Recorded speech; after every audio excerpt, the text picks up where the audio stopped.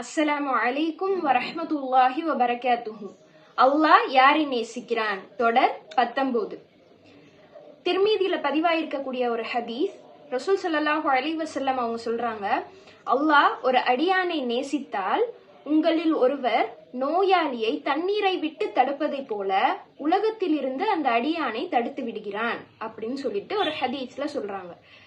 இதனுடைய விளக்கம் என்ன அப்படின்னா, அதாவது நோயாளிக்கு தீங்கு தரக்கூடிய, அதாவது அந்த நோயை இன்னும் அதிகப்படுத்தக்கூடிய விஷயங்களை விட்டு எப்படி நம்ம தடுப்போமோ அதே மாதிரி அல்லாஹ் சுப்ஹானஹு வ தஆலா ஒரு அடியானை நேசிக்க ஆரம்பிச்சுட்டான் அப்படின்னா அவனை உலகத்துல இருந்து தடுத்துறான் அப்படின்னு சொல்லிட்டு ரசூல் ஸல்லல்லாஹு அலைஹி வஸல்லம் சொல்றாங்க. உலகத்துல இருந்து தடுக்கிறான் அப்படின்னா அதனுடைய மோகத்தை விட்டு அல்லாஹ் தடுக்கிறான். அப்ப இந்த உலக மோகம் அப்படின்றது என்ன அப்படின்ற விஷயத்த கொஞ்சம் விரிவாக நான் சொல்றேன். குரான்ல ஒரு அத்தியாயத்துல, அதாவது சூரத்துல் முல்க் அப்படின்ற அத்தியாயத்துல வருது, இந்த வாழ்வும் மரணமும் இதற்கு இடைப்பட்ட காலம் இருக்குல்ல, இத சோதனைக்காக தான் அல்லாஹ் படைச்சிருக்கேன் அப்படின்னு சொல்றான். இந்த சோதனை அப்படின்றதுக்குள்ள என்னென்ன விஷயங்கள் அடங்கும் அப்படின்னா, இந்த உலகத்துல இருக்கக்கூடிய நம்ம நினைச்சும் பார்க்க முடியாத எல்லா விஷயங்களும் அடங்கும். என்ன அப்படின்னா, நம்ம குடும்பத்துல இருக்கக்கூடிய நம்மளுடைய கணவனா இருக்கலாம், மனைவியா இருக்கலாம், குழந்தைகளா இருக்கலாம், தாய் தந்தைகளா இருக்கலாம், உறவுகளா இருக்கலாம், செல்வம், வேற என்னென்ன விஷயங்கள் இருக்கோ எல்லாமே இந்த சோதனைகளுக்குள்ள வரும். அதாவது குரான்ல இன்னொரு இடத்துலயும் அல்லாஹ் சொல்றான், கொடுத்தும் சோதிக்கிறான் எடுத்தும் சோதிக்கிறான் அப்படின்னு சொல்லிட்டு. நம்மளுக்கு வழங்கி இருக்கக்கூடிய உணவு, தண்ணீர், இந்த மாதிரி எல்லா விதமான வசதிகள், ரிஸ்க் அப்படின்றது கீழே என்னென்ன விஷயங்கள் வருமோ, வாழ்வாதாரம்னு மனிதனுக்கு என்னென்ன விஷயங்கள் வருமோ எல்லாமே சோதனைகள் தான். இந்த விஷயங்கள் அல்லாஹ் கொடுத்த இந்த வாழ்வாதாரம் ரிஸ்க், சிலருக்கு அல்லாஹ் அந்த ரிஸ்க் விரிவாகவும் கொடுக்கறான், சுருக்கியும் கொடுக்கறான்.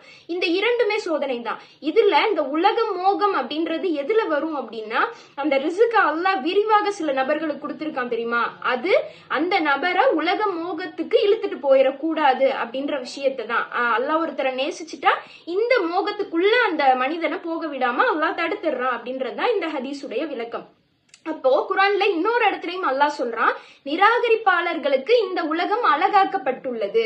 அதனுடைய அர்த்தம் என்ன? அதாவது அல்லாவை நம்பாம அல்லாவை மறுத்திருக்கக்கூடிய இறை நிராகரிப்பாளர்களுக்கு இந்த உலகத்தினுடைய செல்வமும் அதனுடைய ஆடம்பரமும் அழகாக காண்பிக்கப்படும். அதாவது வாழ்வாதாரம் விரிவாக கொடுக்கப்பட்டிருக்குல்ல, அவங்களுக்கு தான் அழகாக தெரியும். அப்போ நல்ல முஃமினான நபர்கள் என்ன செய்வாங்க அப்படின்னா, அப்படி தங்களுக்கு வழங்கப்பட்டிருக்கக்கூடிய விரிவாக வழங்கப்பட்டிருக்கக்கூடிய அந்த வாழ்வாதாரத்தை சோதனையா தான் பார்ப்பாங்க.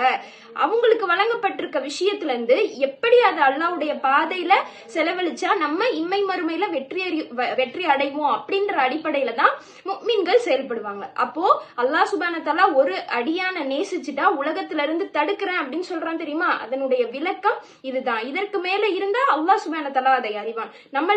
நம்மளுடைய அறிவுக்கு புலன்பட்ட விளக்கம் இதுதான். சஹாபாக்கள் காலத்துல சஹாபாக்கள் அவங்களுடைய வாழ்க்கையை எப்படி நகர்த்தினாங்க அப்படின்னா, எந்த ஒரு உலக ஆசையும் இல்லாம அல்லாஹ் ரசூல் மட்டுமே தான் வாழ்க்கை அப்படின்னு சொல்லிதான் அவங்களுடைய வாழ்க்கை முழுமைக்குமே இருந்துச்சு. அதாவது ஒரு சின்ன உதாரணம் சொல்லணும் அப்படின்னா, மக்கால இருந்து மதீனாக்கு செஞ்ச ஹிஜ்ரத்தே இதற்கு பெரிய உதாரணமா இருக்கும். மக்கால இருந்து அந்த குறைஷிகளுடைய தொல்லைகள் தாங்க முடியாம மதீனாக்கு ஹிஜ்ரத் செய்யணும். எப்படி ஹிஜ்ரத் செஞ்சாங்க? தங்களுடைய பொருள், தங்களோட வீடு, எல்லா விஷயங்கள், இன்னும் சில பேருக்கு உறவுகள் கூட இஸ்லாத்தை ஏத்துக்கல. அப்படி உறவுகள் எல்லா விஷயங்களையும் மக்கால விட்டுட்டு இஸ்லாம் அப்படின்ற ஒரே காரணத்துக்காக எல்லா விஷயங்களையும் துறந்துட்டு மதீனாக்கு போனாங்க. அவங்களுக்கு எந்த ஒரு உலக ஆசையும் கிடையாது. அப்போ நம்மளோட ரோல் மாடலா இருக்கக்கூடிய அப்படிப்பட்ட நபர்களை நம்ம என்ன செய்யணும்? ஃபாலோ பண்ணக்கூடியவங்களா இருக்கணும். உலக ஆசைகள்ல இருந்து அல்லாஹ் சுப்ஹானஹு வ தஆலா உங்களையும் என்னையும் பாதுகாக்கணும். உலக மோகம், உலக ஆசைகளை விட்டு தவிர்த்திருந்தாதான் அல்லாஹ்வுக்கு செய்ய வேண்டிய வணக்க வழிபாடுகள்ல நம்ம முழுமையா ஈடுபட முடியும். இப்ப அல்லாஹ் ஒரு மனிதனை நேசிச்சா அவனை உலகத்துல இருந்து தடுக்கிறேன் அப்படின்னு சொல்றான். அப்படிப்பட்ட அடியார்களா அல்லாஹ் உங்களையும் என்னையும் ஆக்கி அருளணும். அஸ்ஸலாமு அலைக்கும் வரஹ்மத்துல்லாஹி வபரகாத்துஹு.